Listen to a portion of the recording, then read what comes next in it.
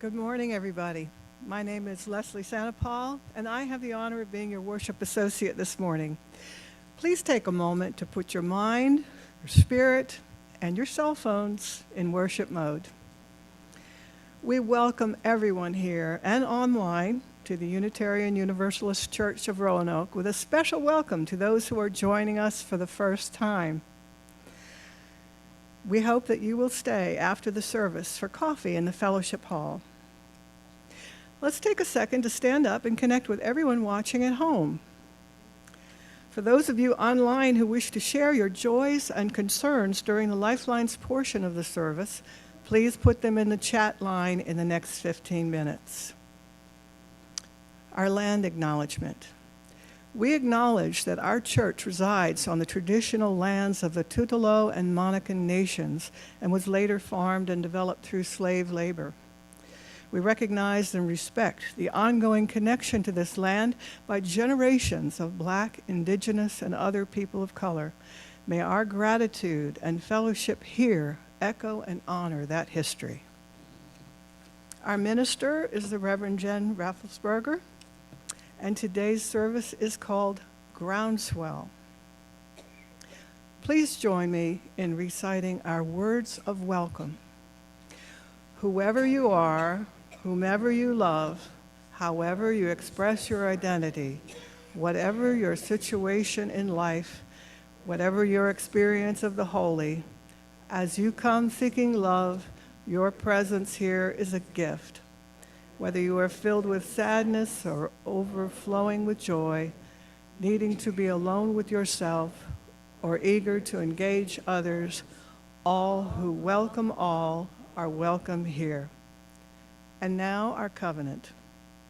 We commit to supporting each other with respect and direct communication as we work in community to explore spiritual growth and to be a force for good in the world.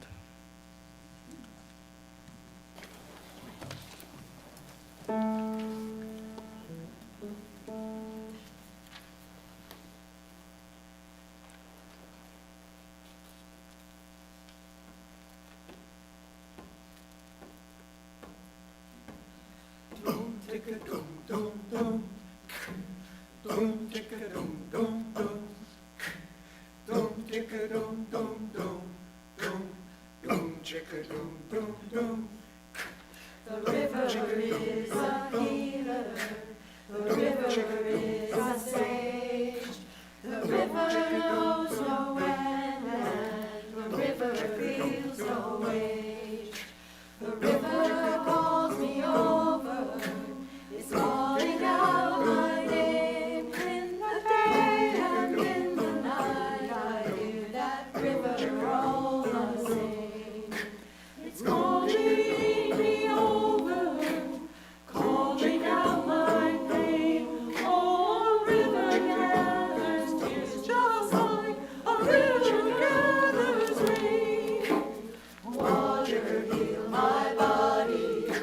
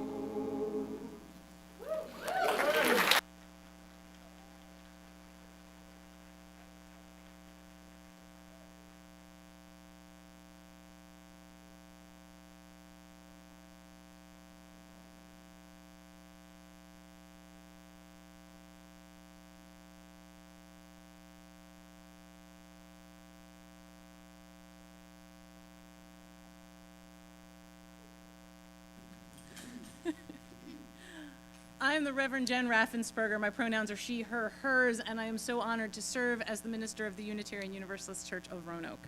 I'm glad to be here with you this morning for our in-gathering water communion service.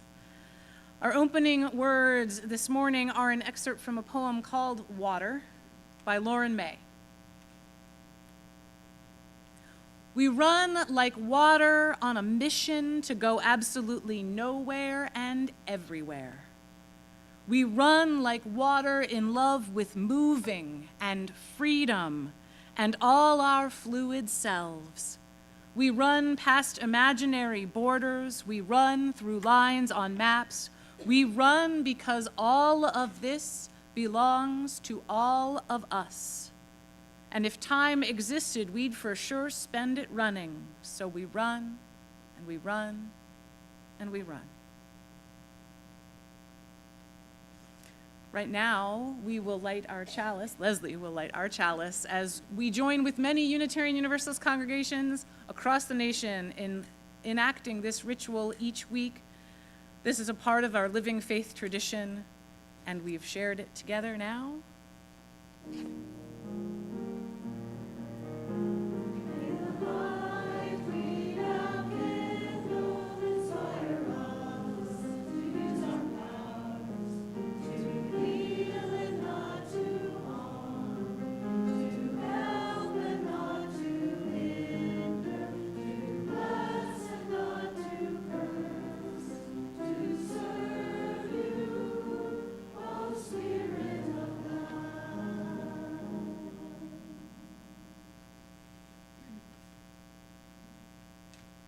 Now we begin the ritual of water communion.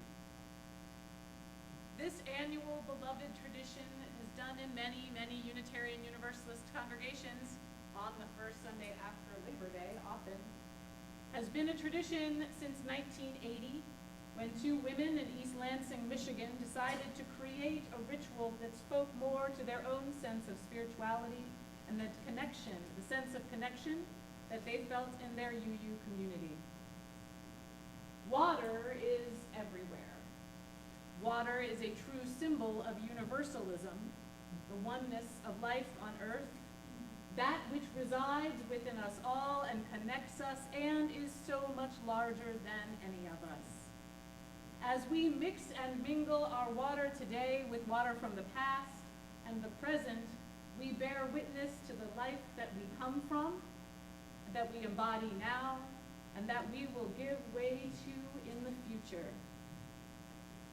As noted, we've joined with many other congregations on this traditional in-gathering Sunday to begin the celebration of a new church year together, to celebrate by bringing all that is within each of us to contribute to the health, well-being, and the joy of this community. Here at UUCR, we have some very specific traditions, one of them being our mismatched vessels. So that you know the history of these vessels and why we use them, our former member, John Goodhart, who many of you may remember, who passed away some years ago now, gave us that fishbowl over there one year because we just didn't have anything big enough. So he brought that in, and we've kept it year to year. This one was a gift from Rev Walter, who many of us remember. So these two vessels stand on our altar of water, not just to remember our water communion in gathering and us gathering together, but also to remember those who have poured water in these vessels before and will not be pouring that water today. We also have two pitchers of what we call legacy water. Now, it was rumored that this water was lost. This is water from time immemorial that has been poured into these vessels here at UUCR, boiled and frozen and saved from year to year. We thought we lost it over COVID. It was not lost. I had some at home.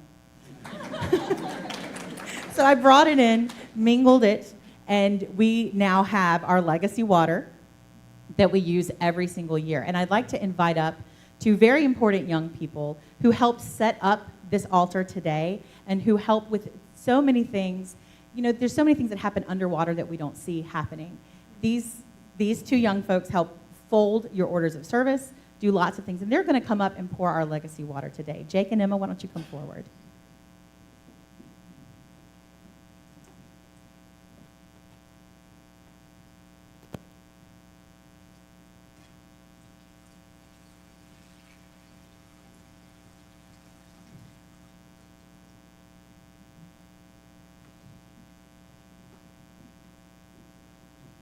And so now we will follow their lead, and we invite you, if you have brought water from home with you, to bring that up now.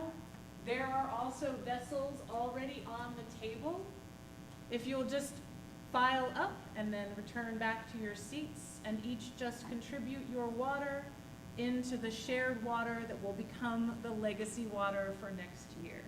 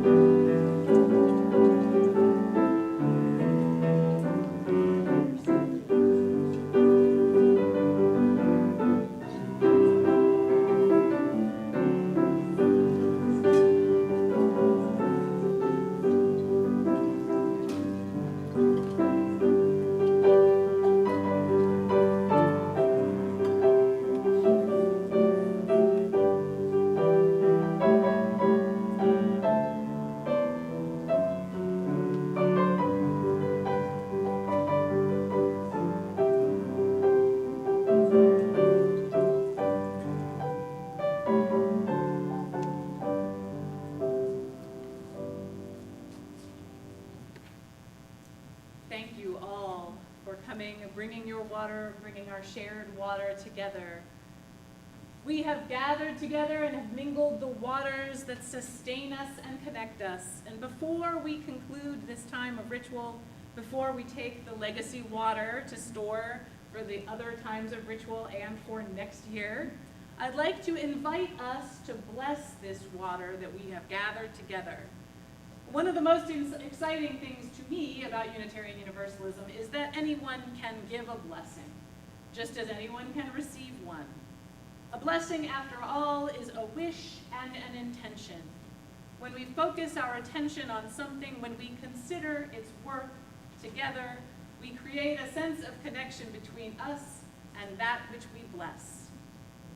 So I invite you now, if you are comfortable doing so, to extend a hand towards the water in these bowls up front, while I share words of blessing written by my colleague, the Reverend Ronma Hominy. There are a few times when you will speak a response. The response is, "This water is sacred." I will prompt you. You will pick it up really fast. This water is sacred.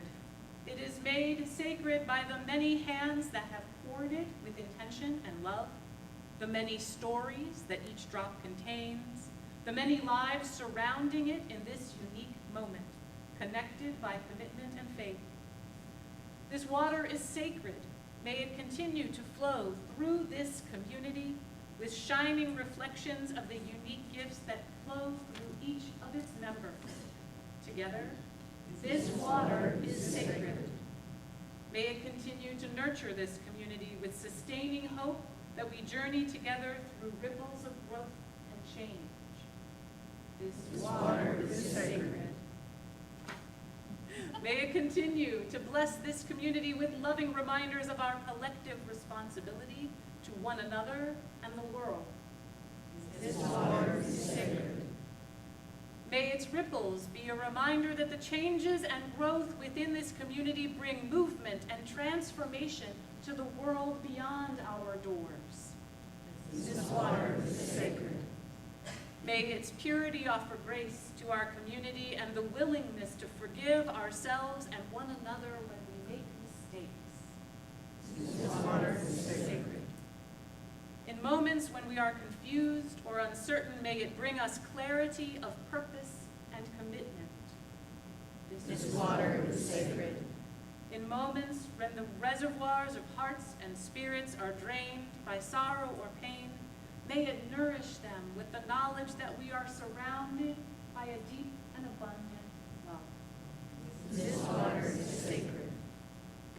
Thank you for blessing this water with me, and amen.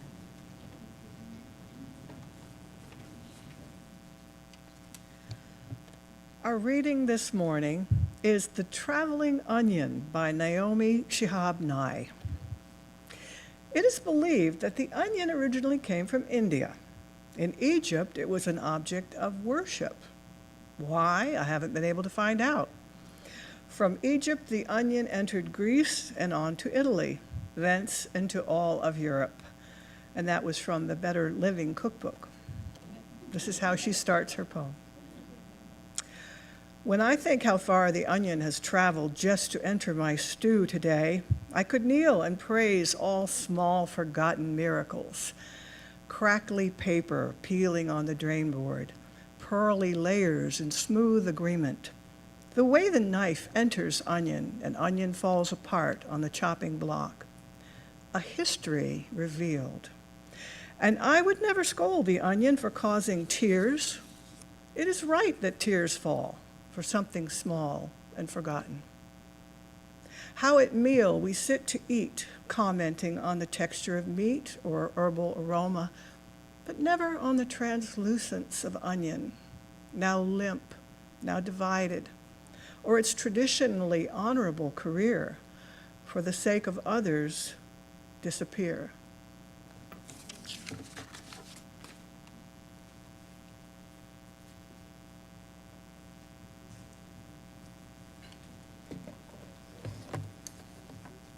Thank you, Leslie.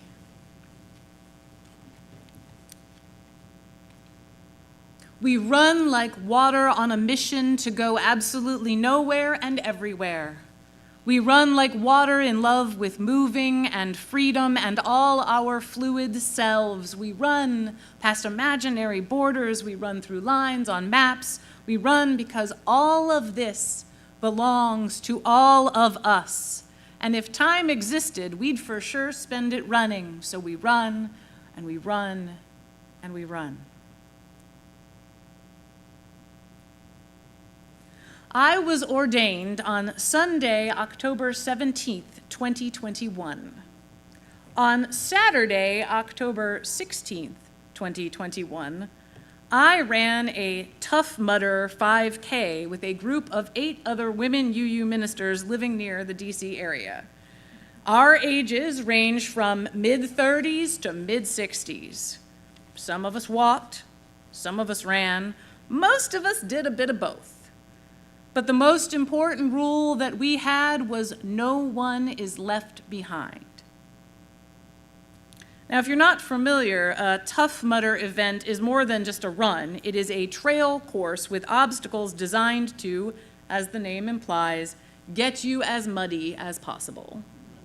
You may climb over hay bales that are stuck in puddles of mud. You drag yourself under wires through a field of mud. You climb up a rope ladder only to slide down the other side into, well, that's more of like a pond with a bunch of mud in it than actual mud, but I think you get the general idea.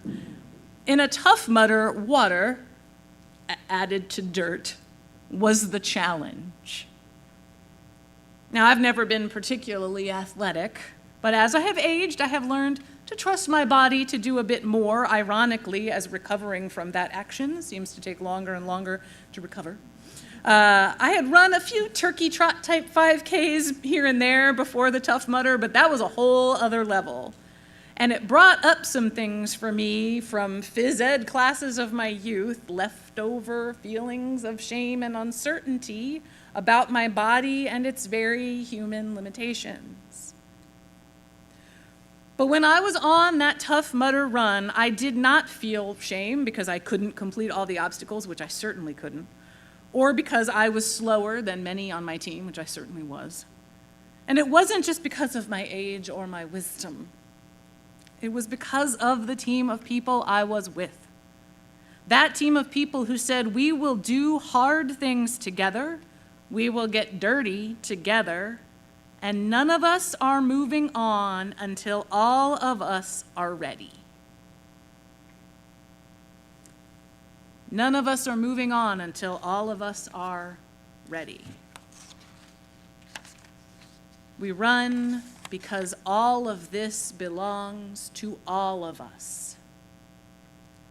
I love Lauren May's poem Water, which I just read again and opened the service with today, or at least a portion of it, because, most of all, because of that line.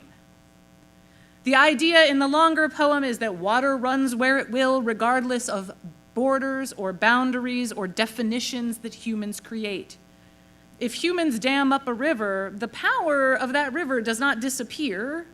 It goes into another direction, another form. Water has power. Water has potential. All of this belongs to all of us. May isn't talking about running like running a race. She's talking about running like water. Water moves slowly and impossibly fast. Water moves like a melting glacier and like a waterfall. Water moves like a tiny droplet under a microscope, and water moves turbines that power a city. Water makes us tea, and it tears our house down around us. The huge expanse of all that water can be and can do is the freedom and the clarity of all of that running in May's poem. Yeah, but what about that onion? When I think how far the onion has traveled just to enter my stew today, I could kneel and praise all small, forgotten miracles. And in today's reading, thank you, Leslie, again, Naomi Shihab Nye brings our attention to the humble onion, the small, forgotten miracle that is, on average, about 89% water. Now, I love how Nye, who is one of my favorite poets, uses a quote from the Better Living cookbook as an epigraph to begin the poem. And it always gives me pause when I get to this line. In Egypt, it was an object of worship. Why? I haven't been able to find out. Why on earth would one worship an onion? Well, what if one had lived an entire life eating only very bland foods? With my apologies to those who are allergic to onion or garlic or any other alliums, they bring with them a gift to enhance a huge and flexible variety of dishes. Raw onions bring crunch and zest. Cooked onions bring subtle sweetness and a wonderful aroma. And remember that to worship, at its base, means to declare something of high worth, worthy of admiration, of respect, and of praise. If you took the onion out of the stew or the soup or the sandwich, it would change the nature of the dish quite profoundly. Even if you couldn't put your finger on what the difference was at first, you would notice. All of this belongs to all of us. None of us are moving on until all of us are ready. Water has power. Water has potential. At the end of the Traveling Onion poem, Nye uses a metaphor that challenged me a little bit. She names the onion's traditionally honorable career in this way: for the sake of others, disappear. And that reminded me at first of the metaphor of the melting pot. You know, the story that many of us were told about the founding of the United States. People came from all over, the story went, and contributed their cultures and stories and practices, and they all went into a big melting pot to create a unique blend that was all and nothing of what went before. And that metaphor has rightly fallen somewhat out of favor, as it erases many cultures and peoples, to say nothing of those who were displaced from this land in the first place and those who were brought here against their will. The story that I sometimes hear used now to describe the kind of culture that we try to build out of many cultures here in the United States is that it's much more like a huge bowl of salad. There are all kinds of flavorful bits and crunchy bits and soft bits and wet bits, and none of them can really be said to disappear. When I eat a bite of salad, I can identify there's the lettuce, there's the walnut, there's the cheese, an orange slice, shaved coconut, whatever, right? And if you take a bite of salad and there's an onion in it, you are gonna notice, especially if you're allergic. No. But onion does not have to disappear to be worthy. Onion does easily disappear in cooked dishes, quite literally all that water, to lend its gifts to others, to spread its flavor and subtly change the flavors of other elements as well. It changes and is changed by the circumstances of its surroundings. The onion also has power and potential, and it is always uniquely itself. If you're gonna notice when it's gone, it's not really disappeared. The expanse of all that is water, of all that connects us in ways huge and microscopic, all of that can do that. When we move like water, we can move mountains. When we move like water, we can move faster and farther together than we ever can alone. When we move like water, the parts of ourselves that merge with others enhance the larger whole, but do not diminish our selfhood. You may recall that I've mentioned my challenge with titles. I titled this service well ahead of my picking the texts. And sure enough, here I was looking at the word groundswell, and I found myself at a loss, haphazardly Googling groundwater poems and falling down internet rabbit holes about aquifer depletion.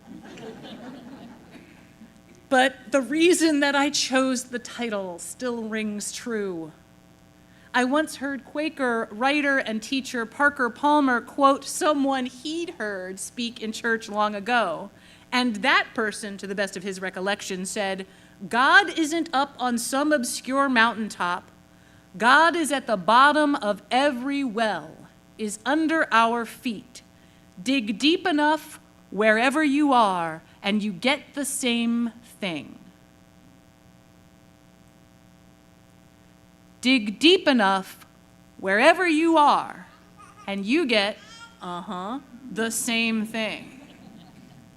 All of this belongs to all of us. None of us is moving on without all of us. None of us needs to disappear. All of us have power. Amen. All of us have potential.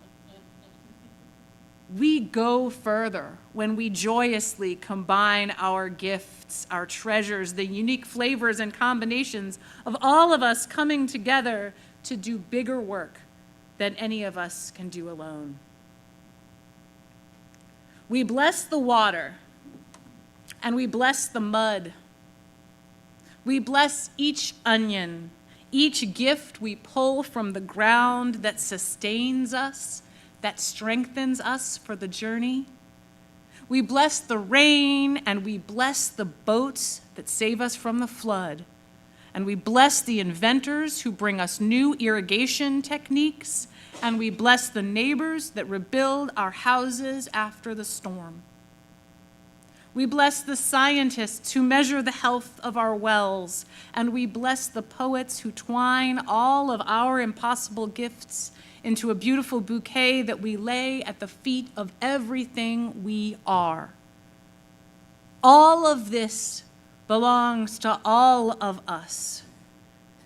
And we move together to care for it, to care for us, because in the end, we are one and the same.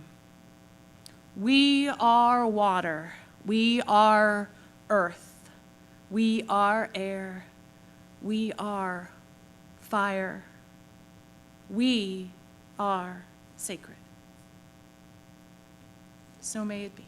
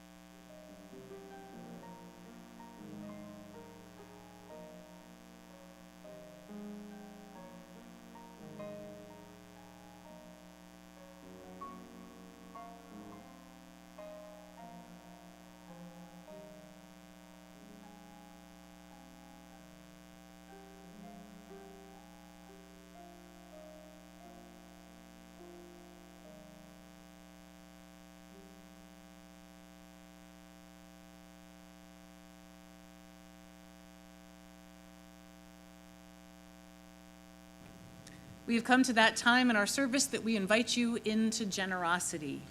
It is that generosity each week that helps to preserve and protect and extend the mission and vision of this joined congregation. Your generosity is accepted. The ushers will now gratefully accept the offering.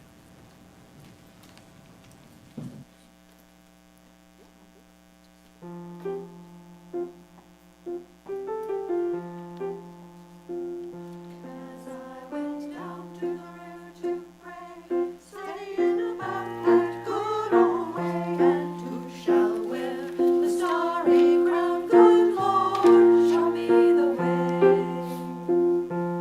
Oh, sisters, let's go down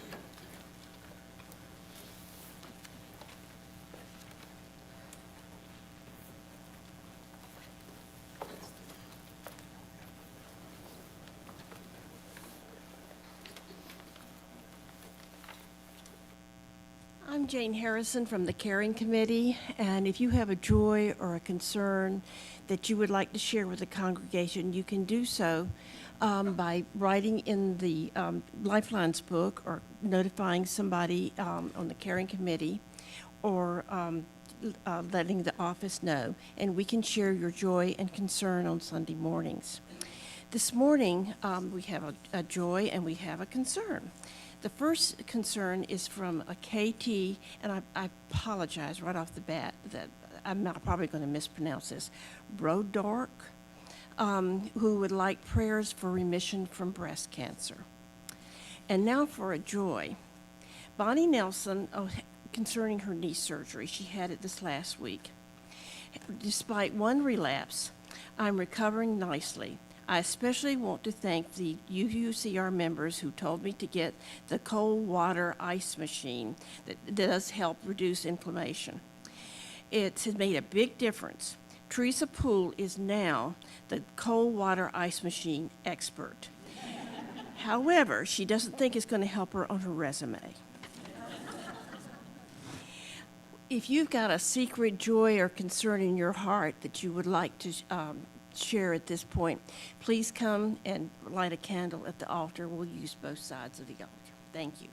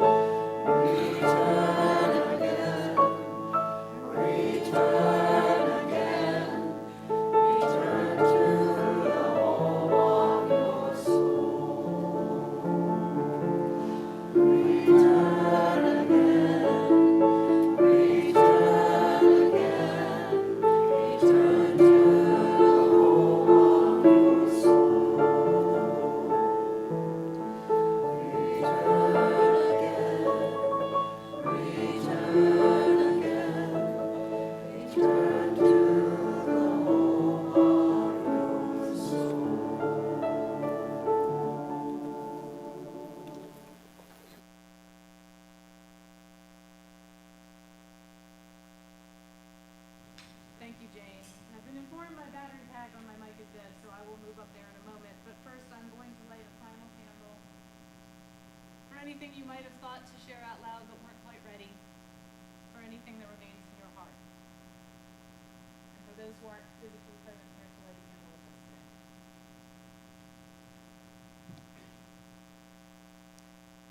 And so now, if you will, if you are comfortable, bow your heads or soften your focus for a moment of prayer and of meditation.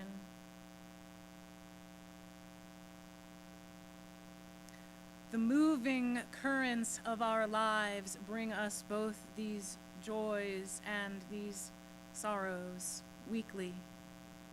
We know we are a large enough body to contain many, and that each human heart has multitudes, concerns and joys and fears and pressures and happiness and lightness, and sometimes we are ready to share, and sometimes we are not. But the gathered elements here, the fire and the water, the warm earth presence of other beings, and the air we all breathe, connect us in the joy of our own selves and those around us. We lift those things up, sometimes so that they may be seen and known, and sometimes to let them go. All of us need all of us. All of this, your joys, your concerns, belong to all of us, and we hold them each week with care. Amen.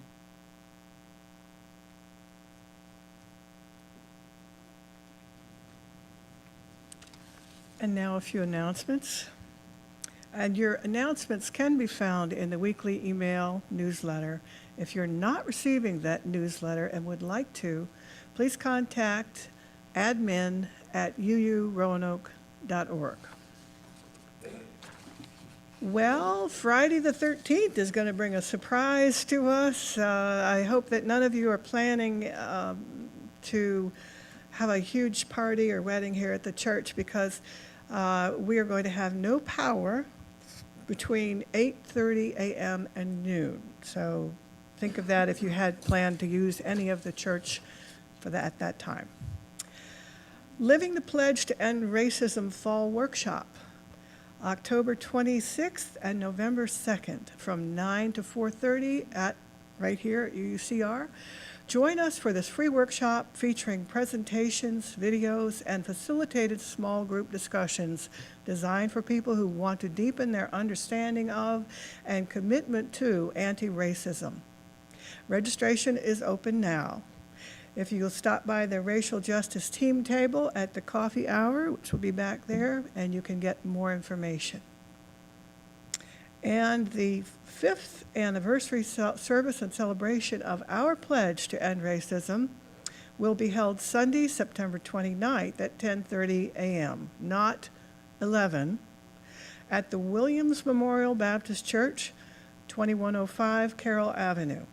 We will join our partners at Williams Memorial, our sister church, for a celebratory interfaith service with the Reverend Dr. David Jones, Reverend Jen, and the UUCR choir, followed by a reception. All are invited and guests are welcome. Watch for upcoming information or the optional carpooling from here. Note there will be no service or religious education at UUCR on September 29th, and that is boldface. Thank you.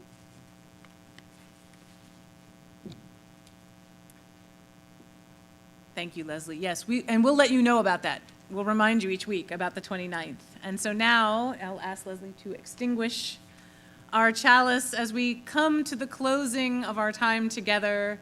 We again enact a ritual that is enacted in Unitarian Universalist congregations, churches, fellowships, and meeting halls around the nation and the globe.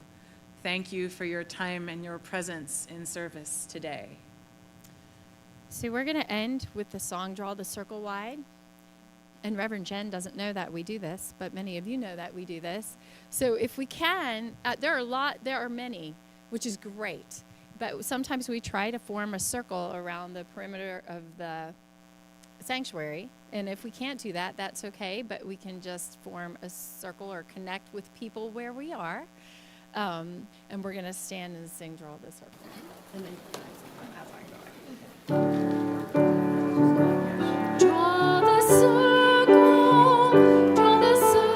wide.